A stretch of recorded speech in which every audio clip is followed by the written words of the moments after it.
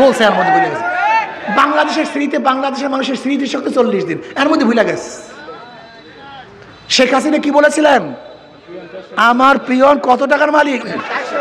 হেলিকপ্টারে ঘুরে। যখন প্রাইম মিনিস্টারের মুখের থেকে আসবে যে তার পিয়ন 400 কোটি টাকার মালিক, তো এলাকার সভাপতি কয় টাকার মালিক হওয়ার দরকার? শান্তি দিতে চায়, মানুষকে মুক্তি দিতে চায়, বৈষম্য দূর করতে চায়। আপনারা জানেন এদেশ এক সময় ব্রিটিশরা শাসন করেছিল। ব্রিটিশদের বিরুদ্ধে প্রথম আন্দোলনের সূচনা করেছে মুসলমান। এই মুসলমানদের আন্দোলনের কারণেই ব্রিটিশ এদেশ থেকে ভাগতে বাধ্য হয়েছিল।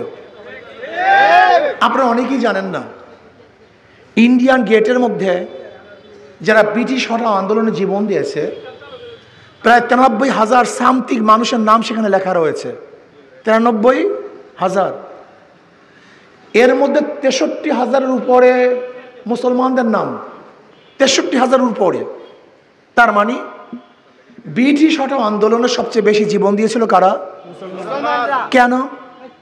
ভেবেছিলাম বৈষম্য থাকবে না, মানুষ শান্তি পাবে, মুক্তি পাবে, এর জন্যই আন্দোলন করেছিলাম। ব্রিটিশ চলে গেছে, কিন্তু শান্তি কি পেয়েছিলাম?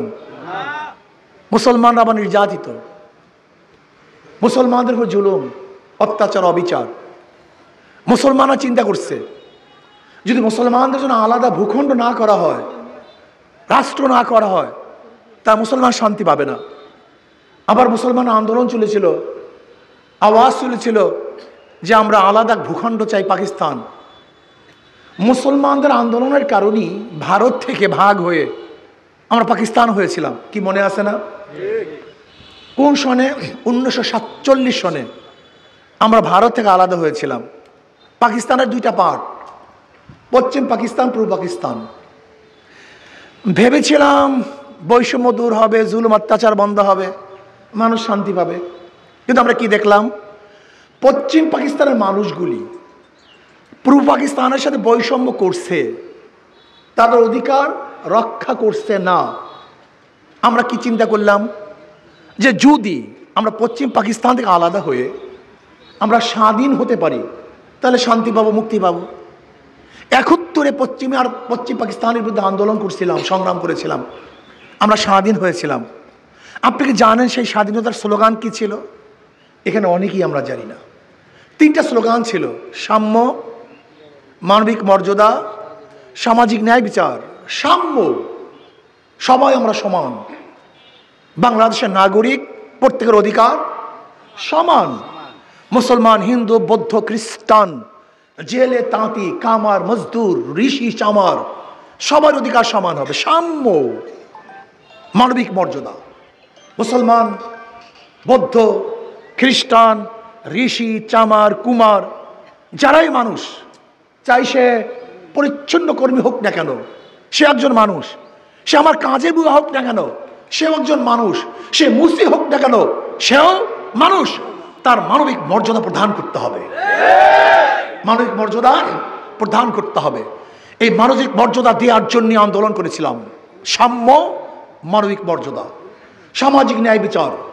যদি বাদশার সন্তানও সে অন্যায় করে তাকে বিচারের আওতায় আনতে হবে। যদি শত্রু ন্যায় থাকে তাকে ছাড় দিতে হবে, অর্থাৎ বিচার সবার জন্য সমান থাকবে। কিন্তু আমরা কি দেখলাম? 53 বছর যারা শাসন করেছে, এই 53 বছর যারা শাসন করেছে তারা সাম্য, মানবিক মর্যাদা, সামাজিক ন্যায় বিচার প্রতিষ্ঠা করতে পারে না। জোরে বলেন। আবারও 2024-এ আন্দোলন শুরু হলো জুলাইতে। আমরা কি চাই? বৈষম্য দূর করতে চাই, বৈষম্য থাকবে না। এই বৈষম্য দূর করার জন্য আন্দোলন সংগ্রাম, বহুত মানুষের জীবন দেওয়া হয়েছে, বহুত মানুষ আহত হয়েছে বৈষম্য দূর করার জন্য, জুলুম নির্যাতন বন্ধ করার জন্য, অত্যাচার অবিচারকে রোধ করার জন্য। কিন্তু আমরা কি দেখতেছি?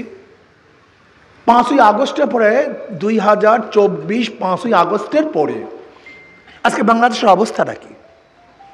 এমন কোনো জায়গা নেই যেখানে চাঁদা নেই। মিথ্যা বলছি?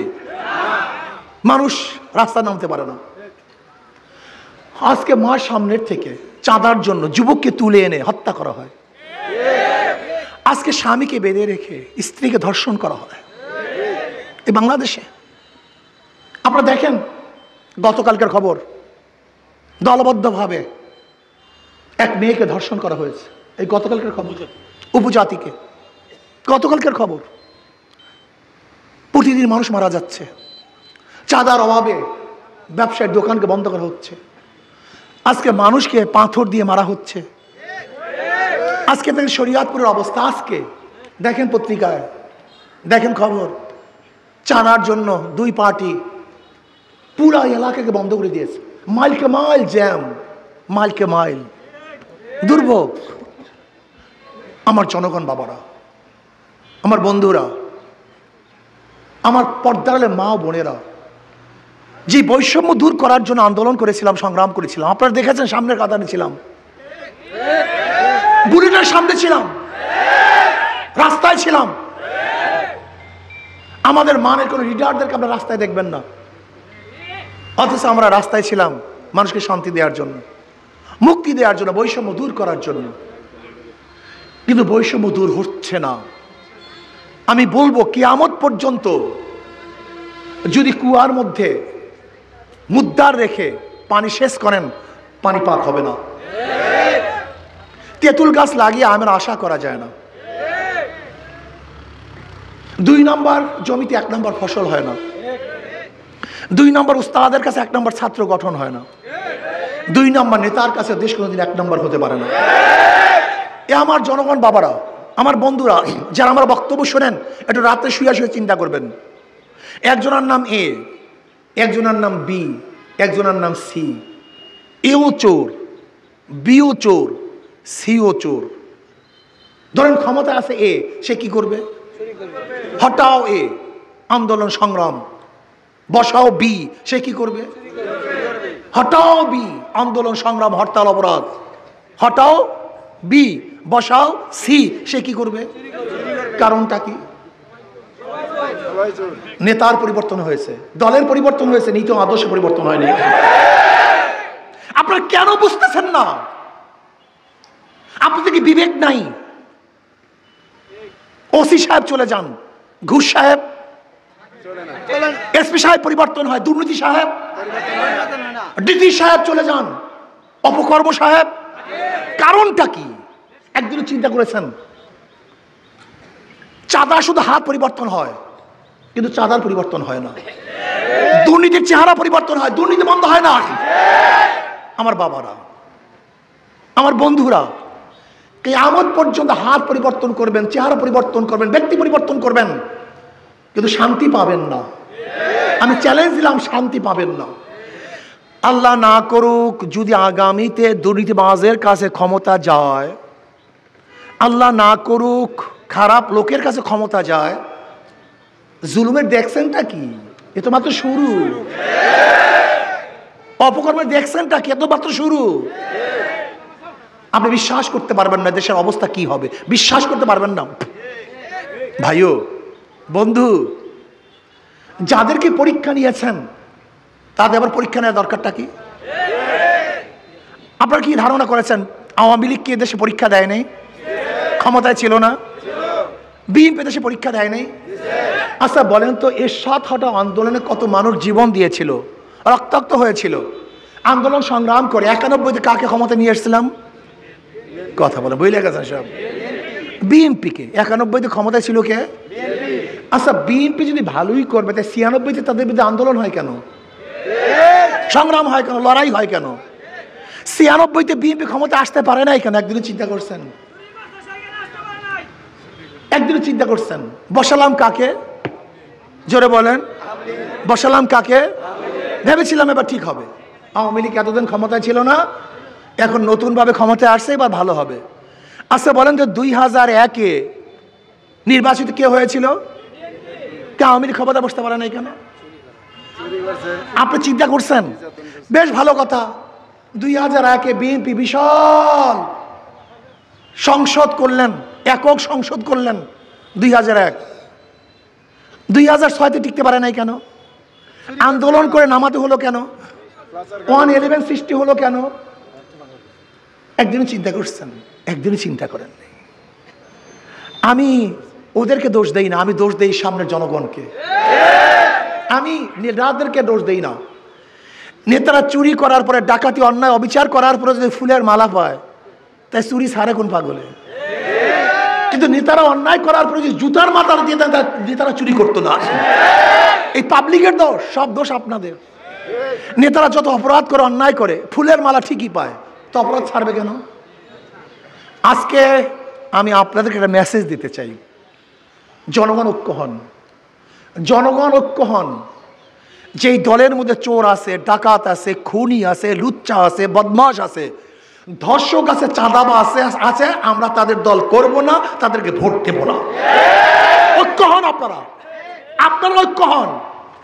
যদি ইসলামী আন্দোলনের মধ্যেও এই দোষগুলি থাকে, প্রত্যাখ্যান করুন। এই দোষগুলি আমার মধ্যে থাকে, আমাকে প্রত্যাখ্যান করুন। আমাকে প্রত্যাখ্যান করুন। যদি আমাকে আপনারা প্রত্যাখ্যান করেন, এ দেশ ভালো হতে বাধ্য।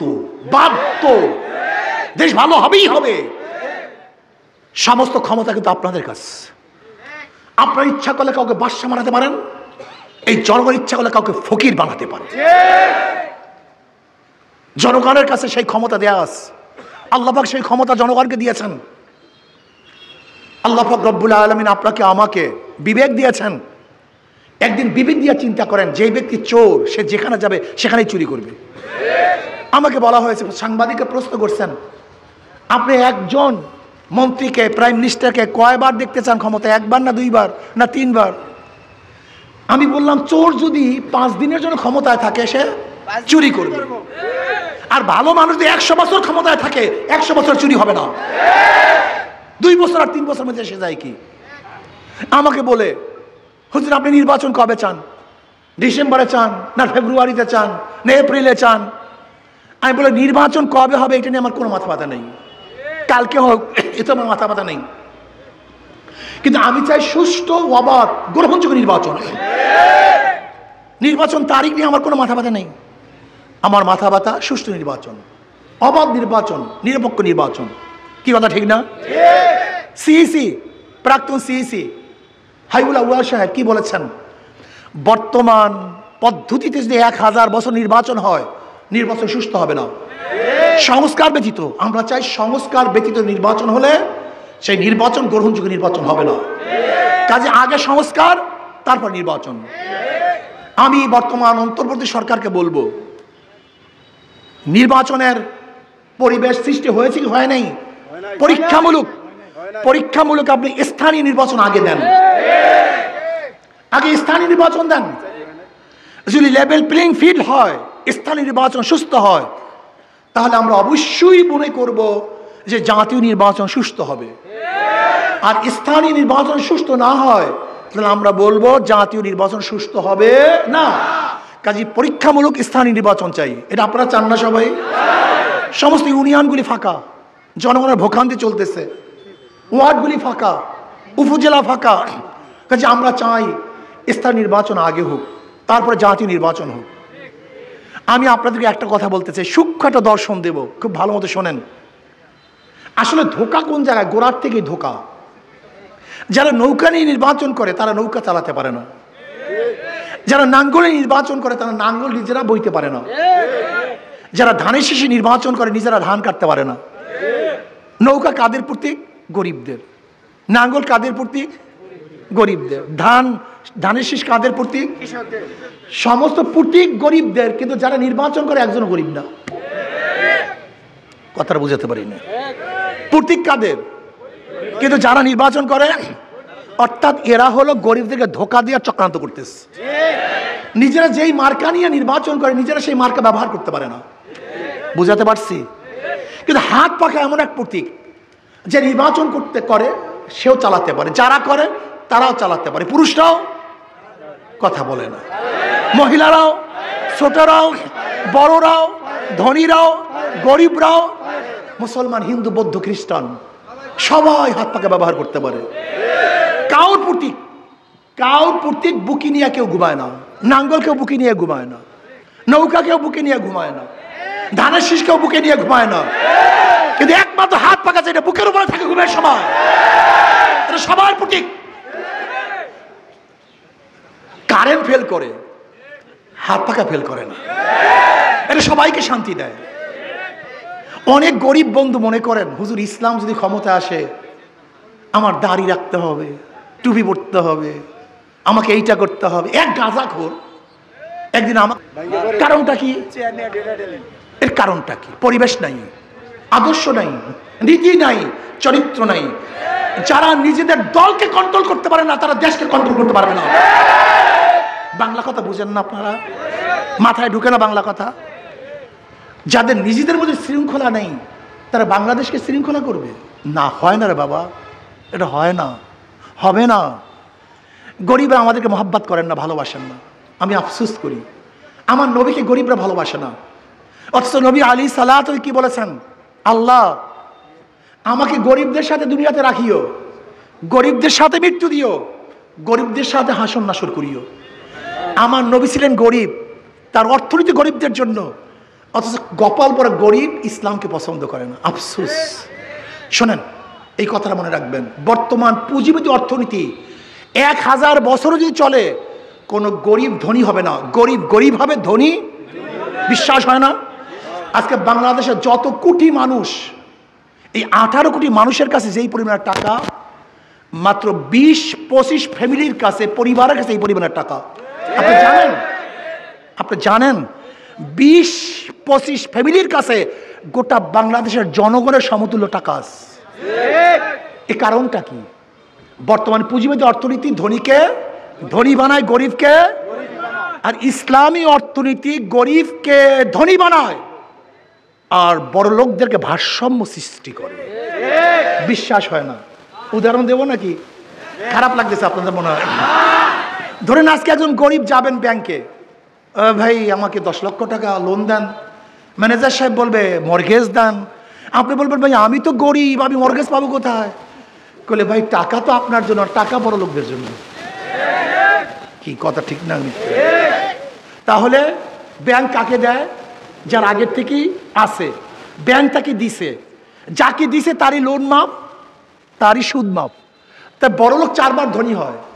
আগের থেকে 10 লাখ টাকার মালিক, ব্যাংক তাকে 10 লাখ টাকার মালিক করছে, তার লোন মাফ করে আরেকবার ধনী বানাইছে, তার সুদ মাফ করার কারণে আরেকবার ধনী হয়েছে, 4 বার। আর গরিবের পেটে 5টা লাথি। কয় লাথি গরিবের পেটের মধ্যে? আগের থেকেই 5 লক্ষ টাকা ছিল না, 10 লক্ষ টাকা ছিল না, 1 লাথি। ব্যাংক তাকে 10 লক্ষ টাকা দেয় নাই, 2 লাথি। তার লোন মাফ হয় নাই, 3 লাথি। তার সুদ মাফ হয় নাই, 4 লাথি। আর যেই বড় লোকদেরকে মাফ করা হয়েছে লোন এবং সুদ, ওই টাকা বাংলাদেশ ব্যাংকে থাকলে বাংলাদেশের নাগরিক হিসাবে গরিব একটা অংশী ছিল, মালিক ছিল।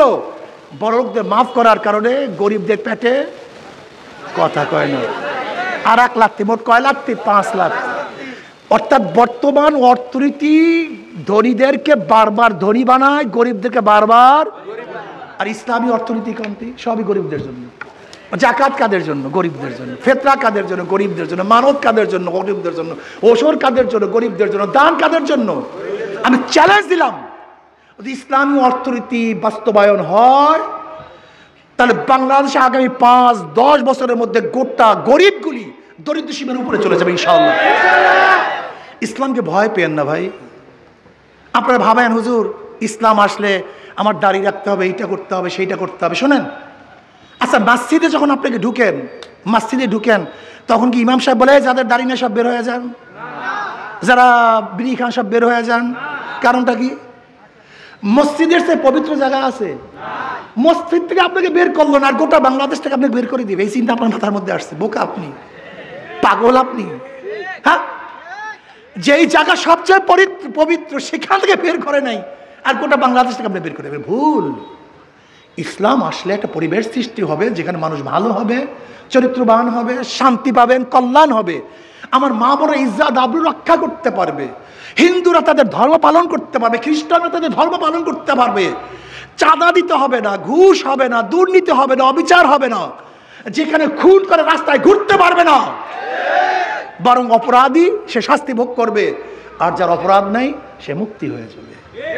এক সুন্দর জান্নাতের মতো রাষ্ট্র হবে। কথা ঠিক না? আসুন না, ওদেরকে বারবার পরীক্ষা করছেন, ওদেরকে আর পরীক্ষা করার দরকার নেই, কিন্তু ইসলামকে একবারও পরীক্ষা করেন নাই। একটা বারের জন্য ইসলামকে পরীক্ষা করা যায় না? একটা বারের জন্য, শুধু একটা বারের জন্য ইসলামকে পরীক্ষা করা যায় না? যদি ফেল করি, আল্লাহর কসম আর কোনোদিন আসবো না পরীক্ষা দেওয়ার জন্য, বারবার আসবো না, বারবার আসবো না। মাত্র একটা বার ইসলামকে পরীক্ষা করুন, হাত পাকাকে একটা বার পরীক্ষা করুন, ইসলামকে একবার পরীক্ষা করুন। আশা করি ইনশাআল্লাহ দ্বিতীয়বার পরীক্ষা নেওয়া লাগবে না, পরীক্ষা ছাড়াই পাস করাবেন ইনশাআল্লাহ। আসুন আমরা সবাই সম্মিলিতভাবে দেশকে গঠন করার জন্য, এই দেশটাকে রক্ষা করে, সবাই আমাদের দেশ, আমরা কাউকে তাড়াইয়া দেব না, কাউকে ভাগায়া দেব না, কারোর উপর জুলুম অত্যাচার করবো না। সবার অধিকার আছে এই দেশে রাজনীতি করার। আমরা ঐক্যবদ্ধভাবে সবাই একত্রিত হয়ে এই দেশকে গড়বো ইনশাআল্লাহ। রাজি আছেন ইনশাআল্লাহ? আল্লাহ আমাদের সবাইকে কবুল করে নেন। কি একটাবার পরীক্ষা করবেন তো ইসলামকে ইনশাআল্লাহ? কে কে রাজি আছেন? দুই হাত তুলে নারায়ে তাকবীর, নারায়ে তাকবীর, নারায়ে তাকবীর। সব মার্কা দেখা শেষ, হাত পাকার বাংলাদেশ। আল্লাহ আমাদের সবাইকে কবুল করে নেন।